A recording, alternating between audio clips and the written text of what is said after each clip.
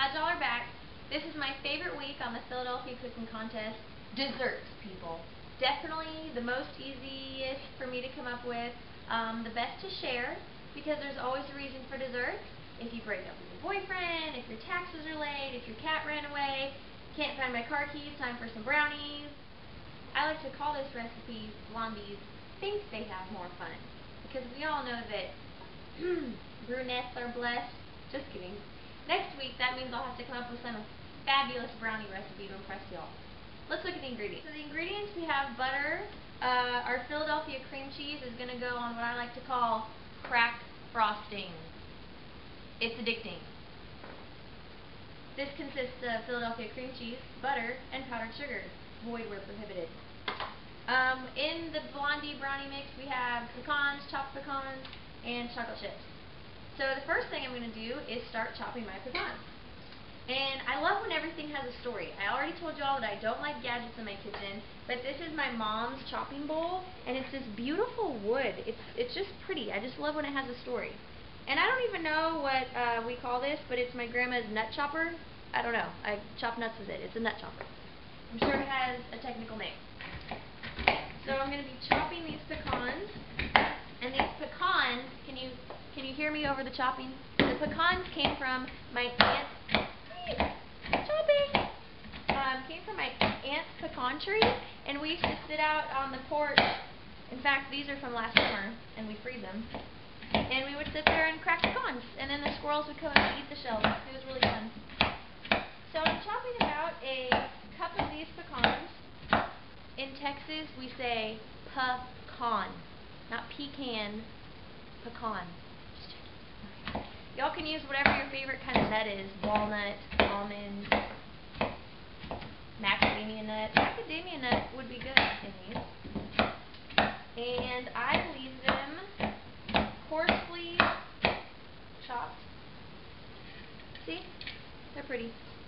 And then the next step we're going to do is melt 5 tablespoons, which is a little over half a cup. No, it is, yeah, a little over half a cup of butter. So I'm going to melt that, and we'll be back. We have our butter melted, and I'm going to add a cup and a half of brown sugar. I don't know if y'all watched my last video, but I was talking about how when I was little, I used to always want clear mixing bowls so I could pretend I had a cooking show. And look, now I'm making a cooking video. It's like it's destiny. And then we're going to add 2 beaten eggs. These eggs are those cage-free eggs. And these ones come from, I don't know if y'all can see the color, but it's called a chicken called an Oricana. And they make these eggs that are kind of blue-green. They're so pretty. I love it. So we have 2 eggs, so we're going to beat these slightly. And a good tip is to crack your egg, into a separate bowl, to make sure that you don't have any eggshell in you don't ruin your entire batter. You just get in the bowl.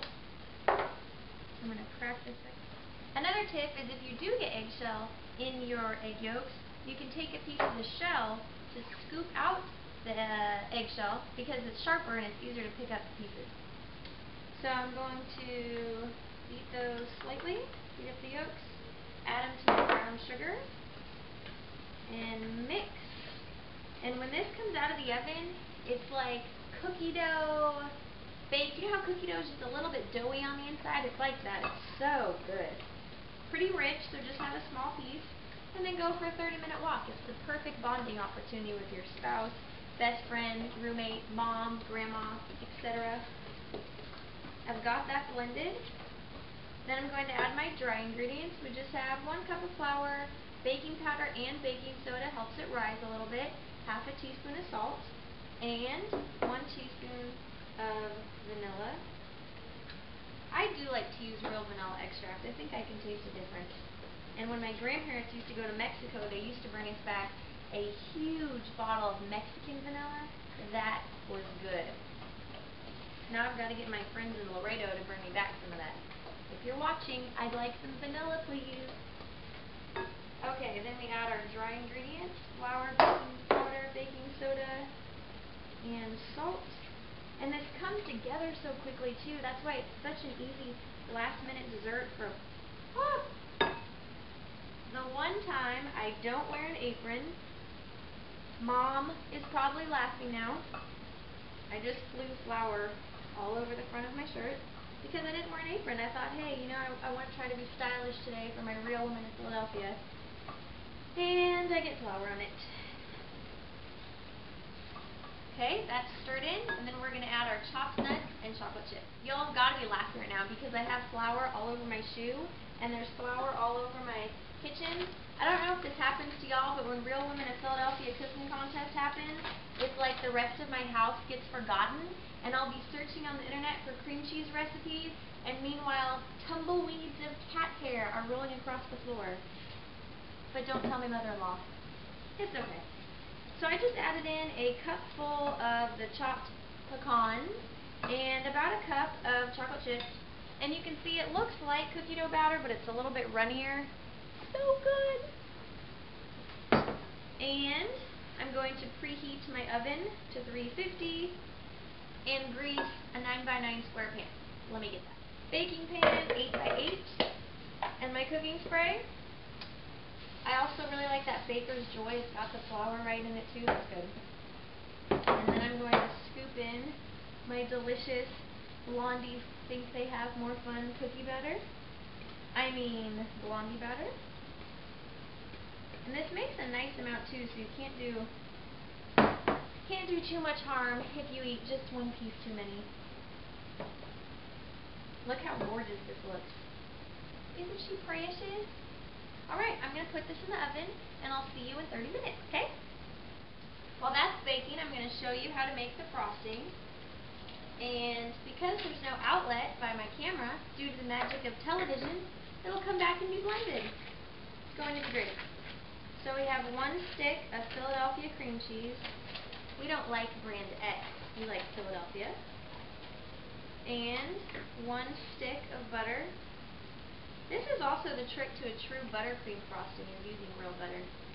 It's worth it. I'm going to start by adding 1 cup of powdered sugar, and then I'm just going to continue to add in the right amount until it gets the right consistency, which is a spreadable cream.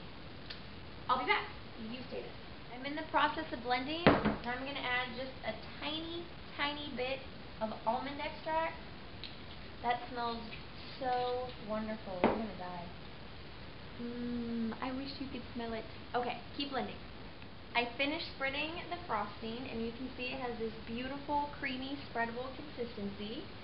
And my blondies have 8 minutes and 40 seconds left to bake, and the hardest part is letting them cool. So as soon as they cool just enough, resist the urge to dig into the pan with a spoon. As soon as they cool just enough, then I'll spread this on, leaving some extra, of course, for those hungry little fingers. And sometimes I leave it off of the bars, the blondie bars, and then you can serve your own frosting and spoon it on as much or as little as you like. So take your pick, and we'll be back when it's cool. Our blondies Think They Have More Fun have come out of the oven, and we're going to start frosting it. Look how pretty it looks. Isn't it pretty? Let's cut a little piece onto a plate. And I do mean little, because I know we've all put on a pound during our Real Women of Philadelphia cooking contest. Okay, let's take a taste of it. This sure looks good. My husband wants me to make this home all the time. Y'all are going to love this. This is so good. It's like half cookie, half brownie. Well, I hope you all enjoyed my Blondies Think They Have More Fun. And we'll see y'all next week when we start the whole thing over. Peace, love, and baking.